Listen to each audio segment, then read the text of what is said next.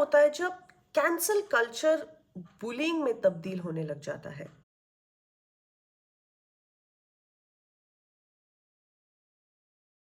तो आइए पहले समझते हैं कि कैंसल कल्चर एक्चुअल में होता क्या है। Cancel culture is the practice of withdrawing support from someone or something due to their actions or beliefs. It is often carried out on social media.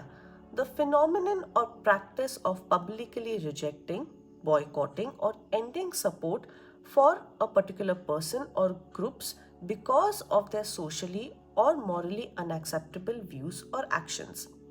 Cancel culture can ruin careers, but it can also make a public figure think twice before posting controversial comments or doing any sort of controversial actions. तो देखा जाए तो cancel culture का जो intent था वो कभी negative नहीं था। इनफैक्ट कैंसल कल्चर की शुरुआत एक बहुत ही पॉजिटिव इंटेंट के साथ हुई थी। अब कई बार कैंसल कल्चर का एक बहुत ही पॉजिटिव इम्पैक्ट भी हो सकता है, जैसे कि फॉर एग्जांपल कई सेलिब्रिटीज पान मसाला के एड्स करते हैं और बेटिंग एप्स के एड्स करते हैं, कई शेडी गेमिंग एप्स के एड्स करते हैं कई सेलिब्रिटीज। तो उन सेलिब्रिटीज को कॉल आउट करना पब्लिक का एक दायित्व बनता है कि जो आम नाइव जनता है, जो इन सेलिब्रिटीज के फैंस होते हैं, वो इन्फ्लुएंस ना हो जाए और इन गेमिंग एप्स को डाउनलोड ना करे या पान मसाले की आदत ना लगाए। क्योंकि अगर पब्लिक इन सेलिब्रिटीज को कॉल आउट नहीं करेगी तो जो इन सेलिब्रिटीज को आइडलाइज करते हैं या इन सेलिब्रिटीज के फैंस हैं, वो कोई भी शेडी बेटिंग ऐप डाउनलोड करेंगे इन सेलिब्रिटीज के कहने पर या पान मसाला खाने की आदत डालेंगे इन सेलिब्रिटीज के कहने पर, जिनसे उन्हीं का नुकसान होगा। एक और बहुत अच्छा एग्जाम्पल जो हॉलीवुड में पी डिडी का जो स्कैंडल हुआ और जिस तरीके से पब्लिक ने पी डिडी को कॉल आउट किया और पी डिडी के साथ साथ जितने भी सेलिब्रिटीज इन्वॉल्व थे, चाहे वो जेजी हो गया या बियॉन्से हो गई, उनको कॉल आउट किया, उनकी साइलेंस को क्वेश्चन किया। वो एक पॉजिटिव कैंसल कल्चर का एक एग्जाम्पल है। क्योंकि चाहे आप कितने भी बड़े सिंगर हो, चाहे आप कितने भी बड़े म्यूजिक प्रोड्यूसर हो, कितने भी अच्छे आर्टिस्ट हो, कितने भी बड़े बड़े ग्रैमीज क्यों ना जीते हो, अगर आपने कुछ गलत काम किया है या अगर आप किसी गलत काम में इन्वॉल्व हो, जनता आपको कॉल आउट करेगी। लेकिन जो आजकल हमें देखने को मिल रहा है ना, वो कैंसल कल्चर नहीं है। वो कैंसल कल्चर होता अगर रणवीर अलाहाबादिया या समय रैना को पब्लिक रोस्ट करती, उनको कमेंट सेक्शन में कॉल आउट करती। लेकिन जब पॉलिटिशियंस का इंटरफेरेंस होना स्टार्ट हुआ, मीडिया का इंटरफेरेंस होना स्टार्ट हुआ, रेप थ्रेट्स आने लगे रेबेल किड को और समय रैना को भी थ्रेट्स आने लगे, रणवीर अलाहाबादिया को तरह तरह के थ्रेट्स आने लगे, उसकी मदर के क्लिनिक में जाके उसकी मदर को खुलेआम धमकी देना, डेथ थ्रेट्स देना, वो सब कैंसल कल्चर में नहीं आता है। वो एक फॉर्म ऑफ बुलिंग और इंटिमिडेशन टैक्टिक्स के अंदर आता है। कैंसल कल्चर के बहुत सारे एडवांटेजेस हैं, जैसे कि पब्लिक फिगर्स को अकाउंटेबल ठहराना और सोसाइटी में एक हेल्दी चेंज लाना। लेकिन जो आज हो रहा है वो ना तो समाज में एक पॉजिटिव इम्पैक्ट लाने के इंटेंट से हो रहा है, ना तो पब्लिक फिगर्स को अकाउंटेबल ठहराने के इंटेंट से हो रहा है। सिर्फ और सिर्फ बुलिंग हो रही है, इंटिमिडेशन हो रही है, थ्रेटनिंग हो रही है और एक तरीके से फ्रीडम ऑफ स्पीच को स्टाइफल करने की कोशिश की जा रही है without having any healthy discussion. आज की डेट में कैंसल कल्चर एक टूल हो गया है मॉब जस्टिस के लिए, एक ऐसा हथियार हो गया है टू शट समबडी जो आपके व्यूज से अग्री नहीं करता, जो आपके मॉरल से अग्री नहीं करता, जो आपके लाइफस्टाइल से अग्री नहीं करता, जो आपकी चॉइसेस से अग्री नहीं करता, उनको चुप कराने का एक तरीका हो गया है कैंसल कल्चर।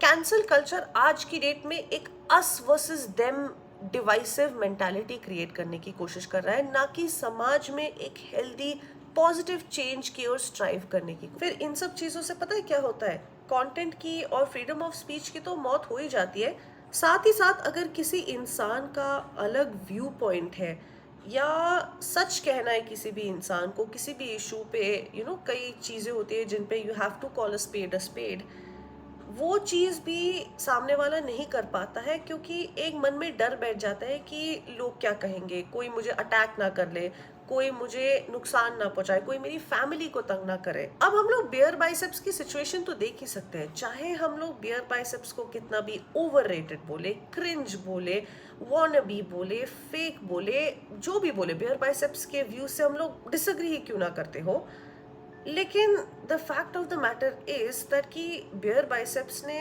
अपना कंटेंट क्रिएट करने में और अपना एक ब्रांड एस्टैब्लिश करने में बहुत मेहनत की है, like any other content creator. And I don't know after this incident क्या रणवीर अलाबादिया और रणवीर अलाबादिया के साथ जितने भी कंटेंट क्रिएटर्स इस इंडियाज गॉट लेटेंट कंट्रोवर्सी में इन्वॉल्व हुए हैं, क्या वो अपने आप को फिर से रीबिल्ड कर पाएंगे? क्या वो फिर से कंटेंट क्रिएशन वर्ल्ड में एस्टैब्लिश कर पाएंगे अपना ब्रांड? क्या वो फिर से एक नॉर्मल जिंदगी जी पाएंगे और बाउंस बैक कर पाएंगे अपनी नॉर्मल लाइफ में? प्रॉब्लम ये है कि हम लोग खुद अपनी जिंदगी में ना तो मॉरली करेक्ट होते हैं कई बार, ना तो पॉलिटिकली करेक्ट हो सकते हैं कई बार, और उससे भी वर्स पता है क्या है? हम लोग सामने वाले से एक्सपेक्ट करते हैं कि वो लोग पॉलिटिकली करेक्ट हो, हमारे वाले पॉलिटिकली करेक्ट हो, हमारे मॉरल से अलाइंड हो। अगर वो लोग हमारे मॉरल से अलाइन नहीं है, हमारे थिंकिंग से अलाइंड नहीं है, तो हमको पूरा राइट मिल जाता है उनको शट डाउन करने का। हम लोग क्यों एक्सपेक्ट करते हैं सामने वाले से पॉलिटिकल करेक्टनेस की? हम लोग क्यों एक्सपेक्ट करते हैं कि सामने वाला पॉलिटिकली और मॉरली हर बार करेक्ट होगा? हम लोग क्यों ये एक्सपेक्ट करते हैं कि सामने वाला कभी कोई गलती कर ही नहीं सकता है, सामने वाला एकदम परफेक्ट होगा, स्पेशली विद पब्लिक फिगर्स? कि अगर पब्लिक फिगर ने कुछ हमारे लाइकिंग में नहीं बोला तो हम लोग उस पर चढ़ जाते हैं, या पब्लिक फिगर ने कुछ गलती कर दी, इनोसेंट मिस्टेक कर दी, not a crime but an innocent mistake, उस चीज के लिए उसको कॉल आउट कर सकते हो, उस चीज के लिए उसको रोस्ट कर सकते हो, लेकिन उसको थ्रेटन करना क्यों? इंडियन में बस इतना ही कहना चाहूंगी कि हम लोग चाहते तो रणवीर अलाबादिया और इंडियाज गॉट लेटेंट और समय रैना को कॉल आउट कर सकते थे in the comment section, roast कर सकते थे in the comment section, roast videos बना सकते थे, कमेंट्री वीडियोस बना सकते थे about the kind of humour, the kind of dark humour and the kind of cringey jokes जो रणवीर अलाबादिया और इंडियाज गॉट लेटेंट पे मारे जाते हैं, और इंडियाज गॉट लेटेंट एक बहुत ही wannabe शो है वगैरह वगैरह। हम लोग ये डिस्कशन कर सकते थे on YouTube, on various Instagram reels and on social media in general, लेकिन पावरफुल लोग अब इस इंसिडेंट को यूज कर रहे हैं to give rape threats, death threats, jail भिजवाने की धमकियाँ, फांसी की मांग कर रहे हैं कई लोग तो ये बोल रहे हैं कि इन कंटेंट क्रिएटर्स को अगर कोई मारता है तो मैं उन लोगों को 1 लाख रुपए देता हूँ, 2 लाख रुपए देता हूँ। ऐसी बोली आ जा रही है। I mean almost behaving like a militia mentality, like a mob mentality. And you know what's even worse?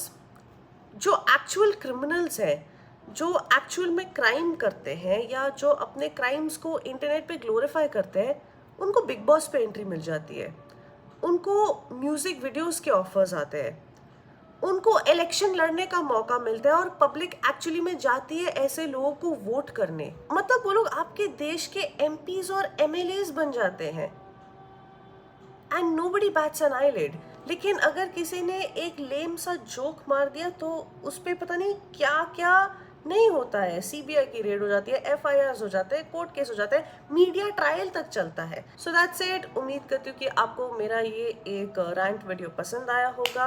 अगर आपको ये वीडियो पसंद आया हो then do give this video a big thumbs up, and अगर आपको मेरा ये हेयर कट अच्छा लगा हो देन आप कमेंट करके कॉम्प्लीमेंट दे सकते हैं। आपको क्या लगता है इस इशू के बारे में, आपकी क्या राय है, मैं जानना चाहती हूँ in the comment section, and definitely we can have a discussion in the comment section down below. Make sure to subscribe to my channel, make sure to click on the bell icon ताकि आप मेरी हर video के लिए notified रह सके। I will be back with my regular set of reaction videos and recommendation videos and other commentary videos very very soon. Let me see कि ये issue कहाँ तक जाता है। I am also thinking of preparing a video on dark comedy but that will be for later. अगर ये issue ठंडा हो गया, then definitely we will talk about the whole dark comedy thing in a separate video. Not now, this is not the right time. I just wanted to pour my thoughts in this video and I just did. So yeah, take care of yourself. See you next time and let's have a healthy discussion. Much love. See you next time.